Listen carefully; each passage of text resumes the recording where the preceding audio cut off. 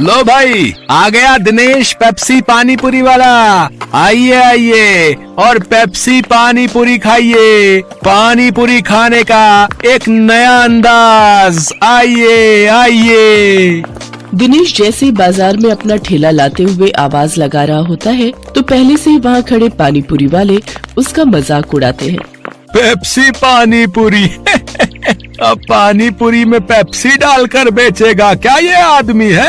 अरे लोग तो ऐसी पानी पूरी चखते ही उल्टियाँ करने लगेंगे भैया। सही कह रहा है भोला तू। देखना तू 10 दिन भी नहीं टिकेगा यहाँ पे। सभी पानी पूरी वाले उसका मजाक उड़ा रहे थे, लेकिन ग्राहक उसकी तरफ हैरानी से देख रहे थे। अरे देख तो नेहा, कोई नया पानी पूरी वाला आया है। चल तो सही, इसकी पेप्सी वाली पानी पूरी चख कर आए, आखिर ये होती कैसी है। हाँ हाँ चल।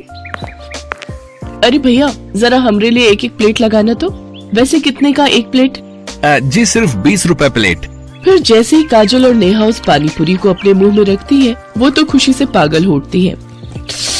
अरे वाह वाह वाह वाह, इसका पेप्सी वाला पानी पूरी तो बड़ा ही कमाल का है रे। क्या स्वाद है, मजा ही आ गया। क्या लाजवाब मजेदार पानी पूरी है। अरे इसके आगे तो सबकी पानी पूरी फेल है। सुनो भाइयों बहनों, इस पेप्सी पानी पूरी वाले की पानी पूरी तो लाजवाब है। सब खाओ, दिल खोल कर खाओ, लेकिन भैया हमरे लिए पहले एक प्लेट और लगाओ।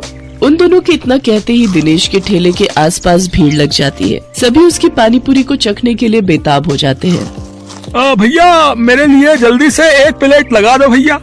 अरे अभी तू ठहर भैया, है तू मेरे बाद आया था, पहले मैं खाऊंगा। हाँ भैया मेरा। अरे अरे सब्र करो भाई, सब्र करो। मेरी पेप्सी पानी पूरी तुम सबको मिलेगी, ठीक है?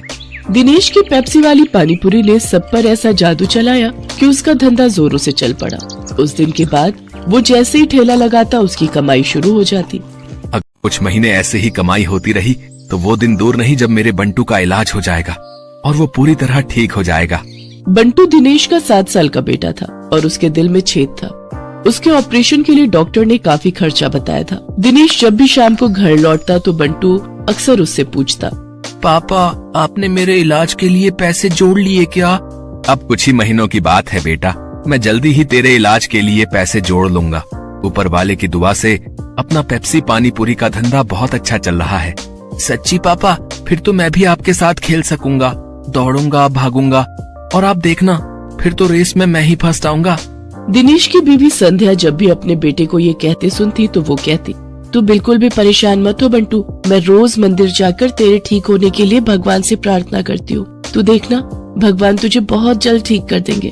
एक दिन दिनेश के ठेले पर हीरू नाम का अधेड़ उम्र का आदमी उसकी पानी पूरी चखने आता है। वो नशे में होता है, तभी उसकी नजर दिनेश के गल्ले पर जाती है। किसी ने ठीक ही कहा था इसके बारे में, इसका गल्ला तो लबालब नोटों से भरा हुआ है भाई। हीरू एक ठग, शराबी और जुआरी किस्म का आदमी था। उसका काम ही लोगों को ये सब बुरी लत लगाना था। दिनेश के भरे गल्ले को देखने के बाद हीरू उससे कहता है, अरे सुना है कि तेरे बेटे को कोई बड़ी बीमारी है अभी, है? और उसके इलाज के लिए तुझे लाखों चाहिए? हाँ भाई सही सुना है, मुझे मेरे बेटे के इलाज के लिए कई सारे पैसों की जरूरत है। तो तुझे क्या लगता है इस ठेले से तू लाखों रुपए कम समय में कमा पाएगा? इसके लिए तो तुझे कई साल लग जाएंगे। हाँ लेकिन इसके अलावा मैं और कर भी क्या सकता हूँ भाई? देख इसमें मैं तेरी मदद कर सकता हूँ। अगर तुझे हफ्ते भर में ही 5 लाख रुपए कमाने हो तो मुझे आकर मिल लेना। ये रहा मेरा पता, ठीक है ना? अच्छा अब मैं चलता हूँ, ठीक है भाई? आखिर ऐसा कौन सा रास्ता है इसके पास जो ये मुझे एक हफ्ते में इतने पैसे कमा कर दे देगा? खैर मुझे क्या, मुझे तो बस अपने बेटे के इलाज के लिए पैसे से मतलब है। एक काम करता हूँ, एक बार जाकर इससे मिल ही लेता हूँ। यही सब सोचकर एक दिन दिनेश जाकर हीरू से मिलता है। हीरू उसे ऐसे सपने दिखाता है कि दिनेश ज्यादा पैसे कमाने के लालच में उनके साथ जुआ खेलने लग जाता है। कल मैंने 1000 रुपए लगाकर 2000 कमाए थे। ऐसा करता हूँ आज ठेले की सारी कमाई ही लगा देता हूँ, एक दिन में डबल कमाई हो जाएगी। धीरे धीरे दिनेश को जुए के साथ साथ शराब की लत भी लग जाती है। शराब की लत उसे ऐसी लगती है कि उसका अपने काम में मन ही नहीं लगता और वो ठेले पर खड़ा होकर भी शराब के नशे में डोलता रहता है। भैया एक प्लेट लगाना तो। अरे लगता है इस आदमी ने तो शराब पी रखी है। चलो चलो हमें नहीं खानी इसकी पानी पूरी, चलो दूसरी वाली पानी पूरी खाने चलते हैं। धीरे धीरे दिनेश के सभी ग्राहक कट जाते हैं और वो सभी दूसरे पानीपुरी वालों के पास जाकर पानीपुरी खाते हैं। ये देख भोला और राजू बहुत खुश होते हैं। देखा भोला, अपनी चाल कामयाब हो गई ना। बिल्कुल सरकार, अब देखना उसकी पानीपुरी की तरफ तो कोई देखेगा भी नहीं, सब अपनी ही पानीपुरी खाएंगे। कुछ दिन ऐसे ही बीतते जाते हैं। अपने धंधे को मंदा देख दिनेश शराब और जुए की लत में और डूब जाता है और उसका बचा खुचा धंधा भी चौपट हो जाता है। ये सब देख संध्या और बंटू बहुत दुखी होते हैं। फिर बंटू अपनी माँ से कहता है, माँ, अब तो मैं कभी भी ठीक नहीं हो पाऊंगा ना। पापा तो अब सारे पैसे शराब और जुए में ही उड़ा देते हैं। तू परेशान मत हो मेरे लाल, बस ऊपर वाले पर भरोसा रख, एक दिन सब कुछ ठीक हो जाएगा। सारा दिन नशे में धुत रहने और धंधा चौपट होने के कारण दिनेश के घर में खाने पीने के भी लाले पड़ जाते हैं। माँ, अब तो घर में खाने के लिए भी कुछ नहीं बचा।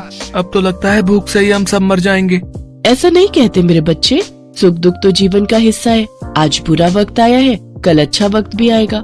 ऐसे ही कुछ समय और बीत जाता है। फिर एक दिन उस बाजार में एक आदमी आता है जो सबको पर्चे बांट रहा होता है। तभी वो दिनेश के ठेले पर आता है।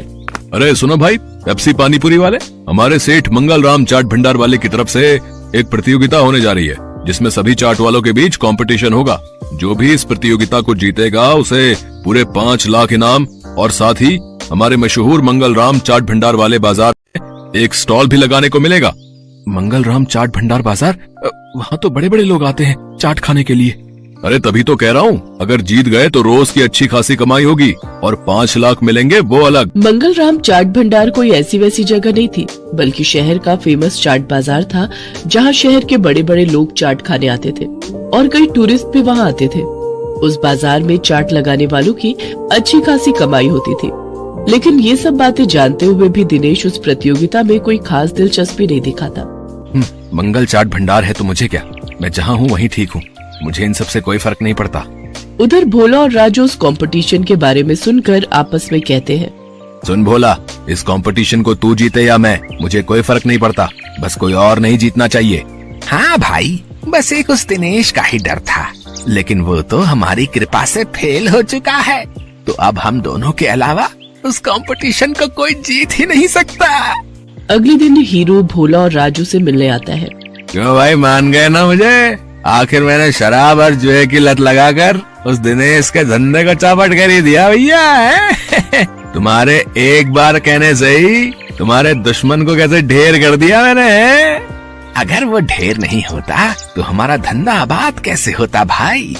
उसकी पेप्सी पानीपुरी ने तो हम लोगों का धंधा ही चौपट कर दिया था भाई। तभी उनकी ये सारी बातें दिनेश सुन लेता है और अपने किए पर उसको बहुत पछतावा होता है। मैं भी कितना बेवकूफ था जो इन पाखंडियों के झांसे में फंस गया और बर्बाद हो गया, लेकिन अभी भी कुछ नहीं बिगड़ा है।